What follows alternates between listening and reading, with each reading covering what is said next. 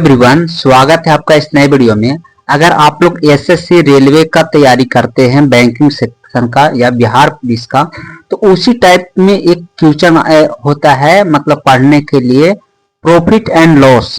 तो profit and loss का ही chapter का आज हम लोग क्वेश्चन सॉल्व करेंगे और उसका कॉन्सेप्ट समझेंगे।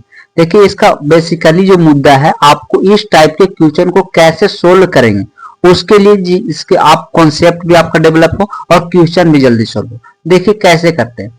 यह बोला गया क्वेश्चन, एक वस्तु का क्रय मूल्य उसके विक्रय मूल्य का 16% अधिक है, 16% कम है। प्रतिशत लाभ या हानि निकटतम पूर्णांक तक ज्ञात कीजिए।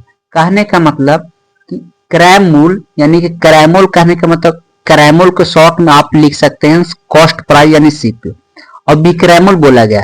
तो जब विक्रय मूल्य तो सेलिंग प्राइस बोलते हैं उसको। बोला है कि क्रय मूल्य उसके विक्रय मूल्य का 16% कम है। तो अगर विक्रय मूल्य 100 यूनिट मानते हैं तो इस 16 यूनिट कम हो जाएगा, यानी 84 यूनिट हो जाएगा। अब जो बोला गया है कि प्रतिशत लाभ होगा या हानि होगा। पहले तो ये देखें कि लाभ होगा या हानि होगा।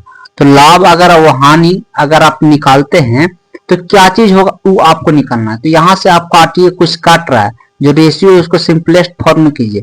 तो 21 चौक 84 हो जाएगा और 25 चौक 100 हो जाएगा। अब आपको से पूछते हैं कि आपको लाभ हो रहा है या हानि। तो भाई साहब क्रय मूल्य से बड़ा है विक्रय मूल्य। तो भाई साहब कितना विक्रय मूल्य बड़ा है? तो 4 बड़ा। अब 4 बड़ा है, परसेंटेज निकालना है। परसेंटेज हमको लाभ हो रहा है, तो देखिए भाई साहब परसेंटेज हानि तो खत्म हो जाएगा, कि हमको लाभ हो रहा है तो हानि ऑटोमेटिक खत्म हो जाएगा। अब जो देखना है कि कितना लाभ हो रहा है, तो प्लस में 4 यूनिट लाभ हो रहा है। और कितना है क्रय मूल्य? तो 21 यूनिट। अब हमको परसेंटेज निकालना है तो 100% से गुना करते हैं, 100% से गुना, यही प्रॉफिट परसेंट निकालने का तरीका। अब देखिए काटिए, तो देखिए ये अगर काटते हैं तो एक्चुअली में जाएगा नहीं। 4 5 20 5, और अगर इसको हम काटते हैं, देखिए 5 बार में नहीं जाएगा, हम 20 मान के चल रहे हैं। कहा है कि जो ऑप्शन है आपका 16% और 19% है, ये काफी दूर दूर है। तो अगर हम इसको काटते हैं तो 5 चौके 20, 5 बार में जाएगा, तो इसको काटेंगे तो 20 हो जाएगा। यानी कहे कि मतलब अगर ये 20 रहता तो 20% आता, लेकिन 20 है नहीं, ये 21 है। तो 20 से लाजमी है थोड़ा कम आवेगा, तो 20 से कम आवेगा। तो 20 से कम तो 16 भाई होता है, लेकिन 16 उतना भी कम नहीं आ जाएगा जितना है। तो इसका आंसर जो होगा आपको 19% हो जाएगा, यानी कि इसका आंसर हो जाएगा डी, 19% प्रॉफिट हो जाएगा। चलिए एक और क्वेश्चन है इसी टाइप का जो आगे दिया गया। देखिए बोला गया है, यदि किसी वस्तु पर मिलने वाला लाभ विक्रय मूल्य का 2/7 है तो लाभ की गणना कीजिए। तो यहाँ पे आप लोग देख रहे होंगे कि 25% पे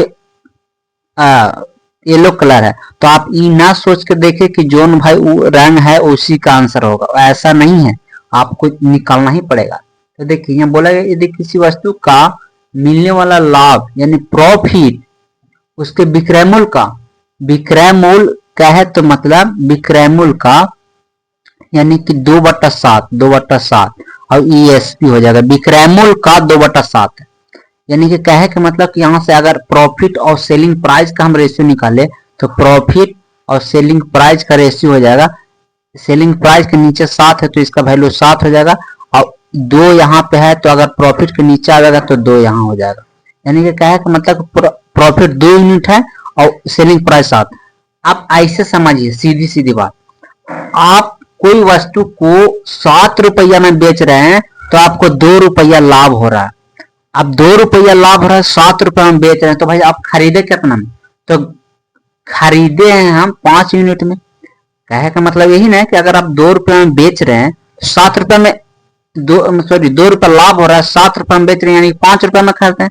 अब बोला है कि लाभ परसेंट, तो 100% से गुना कर दीजिए। तो 100% से गुना कीजिएगा तो ये कितना बार में चला जाएगा?